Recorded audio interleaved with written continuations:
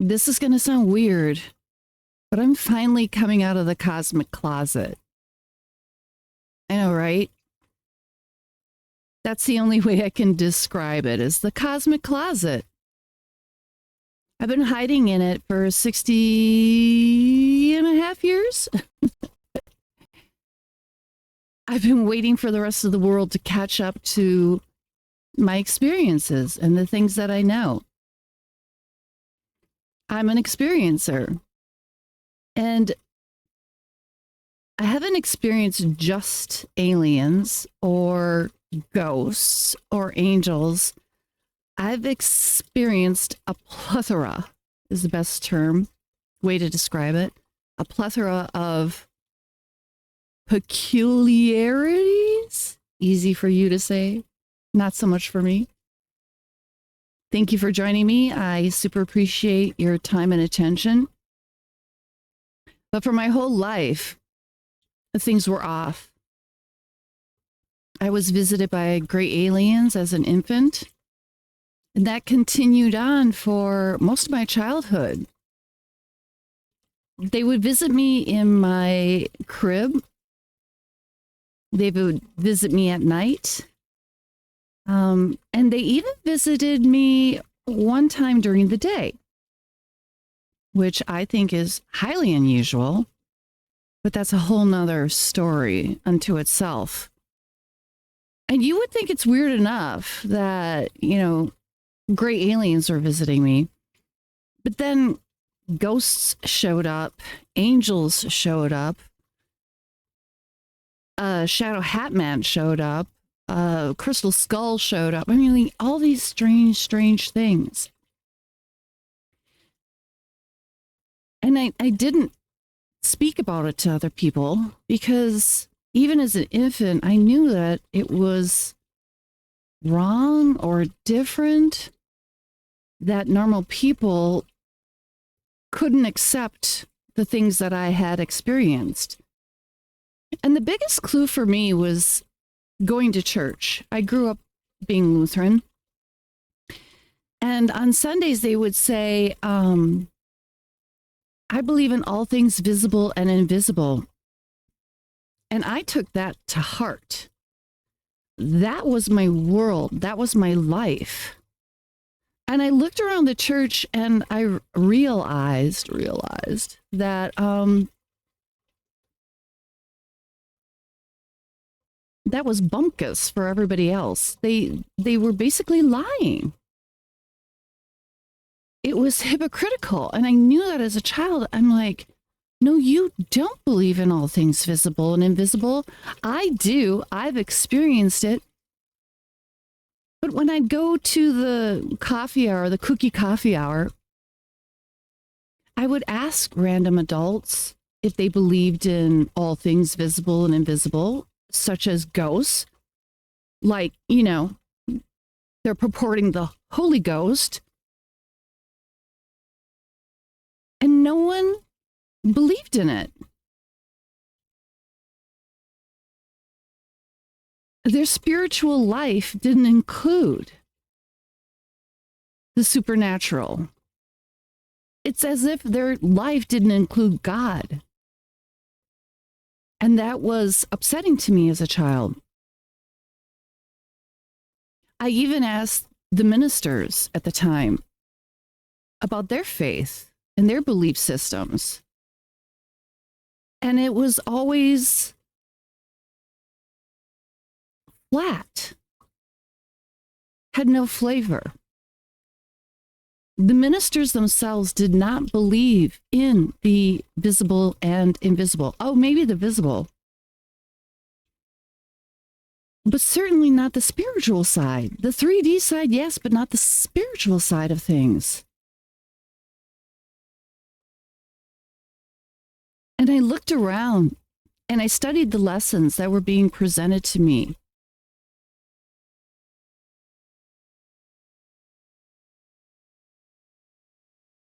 And I felt like it was a false faith.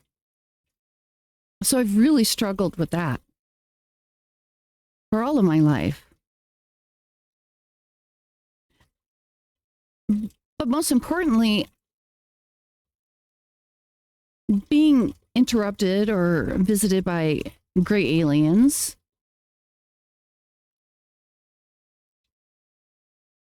I knew was unusual, and I was able to discern that this was not happening to other people.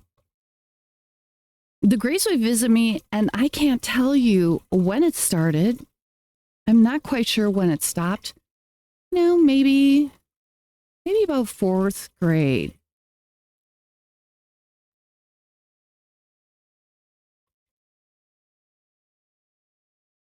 But how can you tell that to other people? Because if gray aliens were normal, then, wouldn't they be walking around during the day?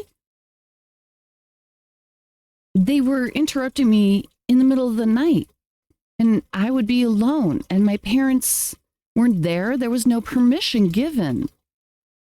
So to me, it was a form of abuse. It was shocking, but I took it. I mean, I had no choice as an infant, because certainly when I was little, what can you do? I think the aliens, I think they use vibration to subdue you. Like, do you need to subdue an infant? Perhaps. I mean, I could have struggled, but I don't think it mattered if I cried out or screamed, because when they arrived, we used to have these window shades, and you'd pull them down. I don't even think they make them anymore, but you pull them down, and it was on a magnetic strip or pole or reel, and you'd pull them down, and then they would stay, at whatever level you had. So the interruption would always start with the window shades releasing in my bedroom and making this huge sound. And in the middle of the night, when the house is quiet and everyone is sleeping, that noise would carry throughout the household. So why weren't my parents woken up and rushing into my room to save me? All I can think is that they were incapacitated as well, but differently. It's as if they would have been in a deep sleep, a deeper sleep.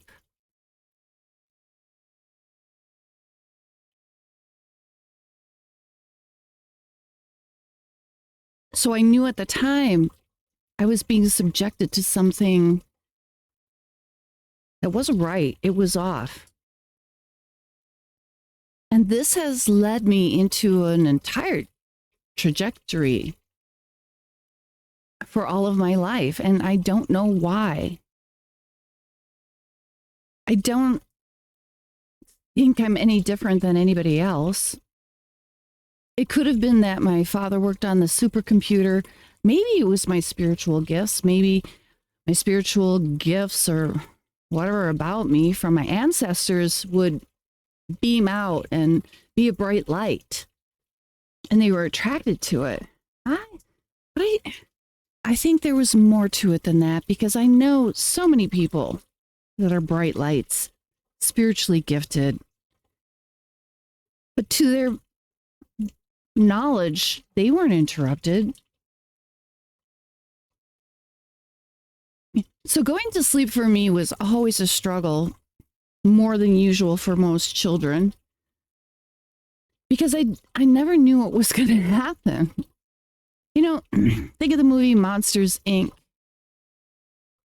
And that movie is real. Those monsters coming out of the closet and interrupting children and scaring them. That's real. That's a disclosure.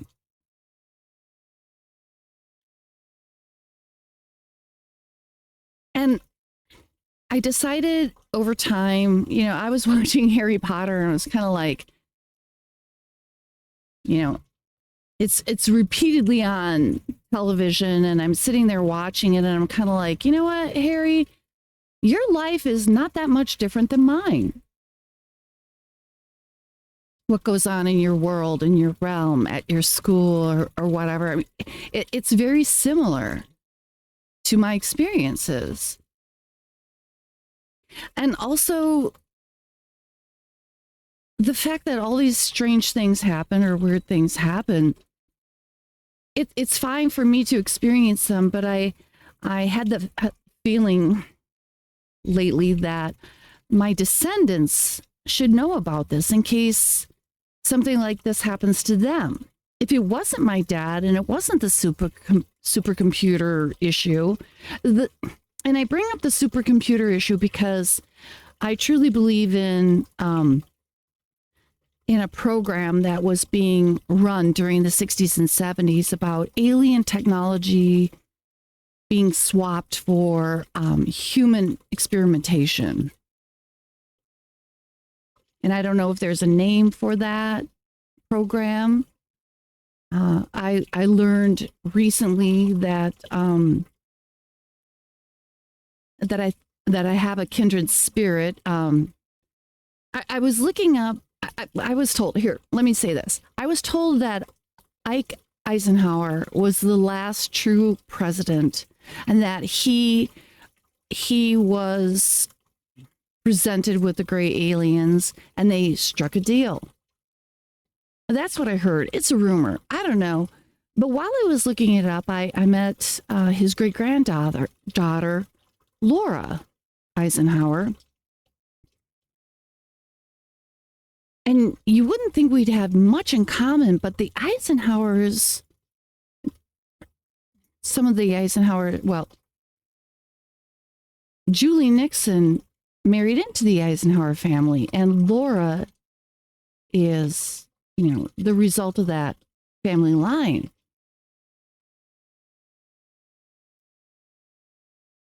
And she says that she's not aware of an alien program or a name for it, but certainly she was interrupted as well as an infant by aliens. And I don't know if she speaks about that much, but this is what I found online. So something was going on. Something was going on with our shadow government. So this set me on a different course than most children. And the thing of it is that I remember it all. I remember being an infant. I remember being in my crib because here's the fact. When you are highly shocked and traumatized, it triggers you and it awakens you. When you think you're about to die, you pretty much as a soul wake up. So I remember being in my crib, being visited. And then over the years, sometimes I would remember and sometimes I would forget. And I don't know if that was part of the programming or if I just succumbed to it and just gave in to it. I remember that there were a number of times where I didn't remember the visitation. But after every visitation, the energy inside my body, I would physically change energetically because I would disrupt electronics. Digital things were just coming around back in the 60s and 70s. I would interrupt the new digital clock that my dad had. He was so proud of it. Or I'd walk past something and I'd disrupt it. So even when I didn't remember the visitation, I knew that I had been visited the night before because I had shifted. My energy had shifted. It's almost as if having superpowers from the supernatural. And I remember thinking to myself, well, I don't remember a visitation, but they must have visited me because I have these, let's just say, gifts or strange, I don't know. I don't want to say powers. And I can't tell you how many times this happened. I lost count. And the thing of it is that after each visitation, it was like there was a certain program to make me forget. And I hung on to these memories strongly. I knew it was important to remember, and I didn't know why.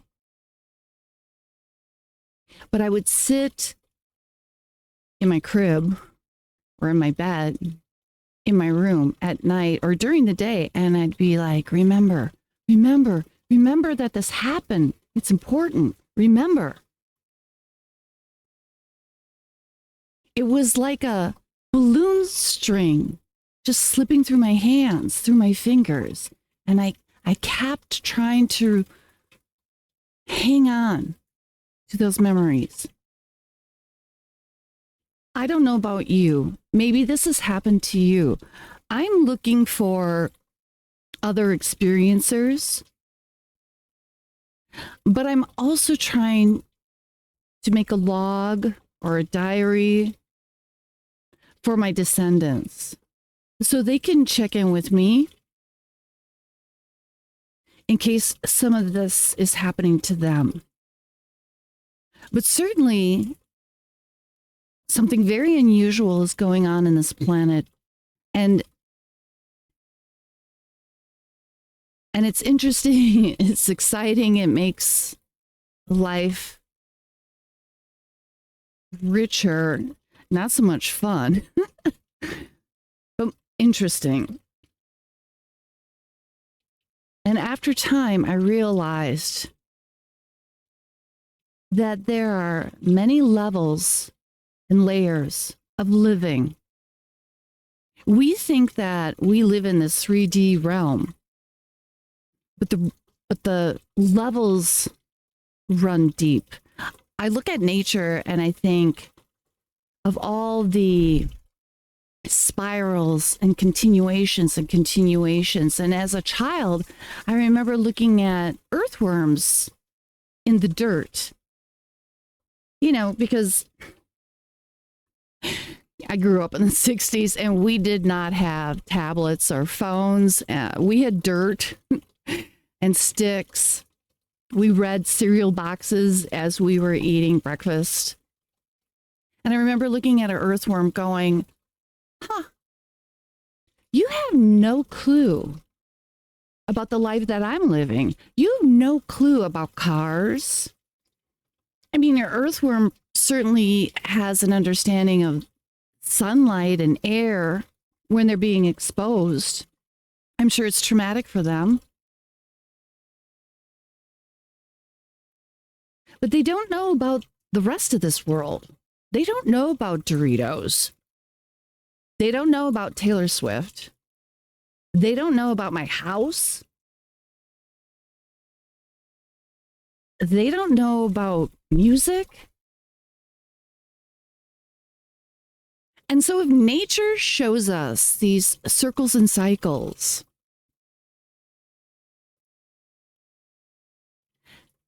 can it be true that humans are earthworms on a certain level as well? That we're just as benighted as the worms that stick their head in the ground, that our head is in the ground, that we don't know? I think back to my mother. One of the best things she ever said to me was that whatever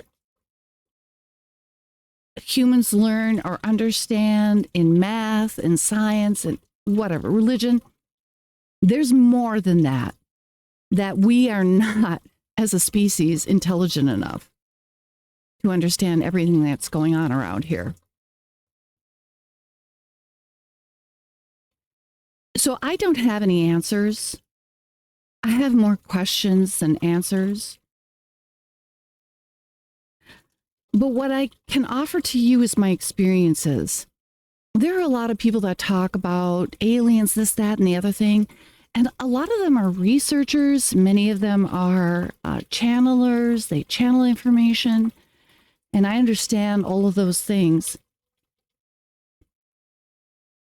But I've experienced the supernatural. And I never wanted to tell anybody.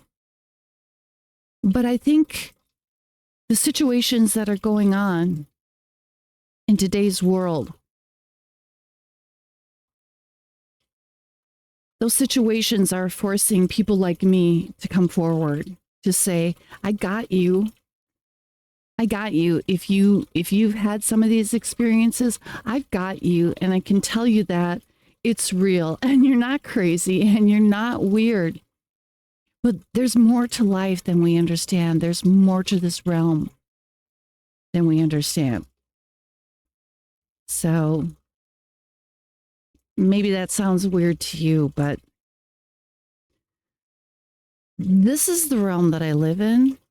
And I just want to share it with you. And hopefully we can all join together to learn the truth.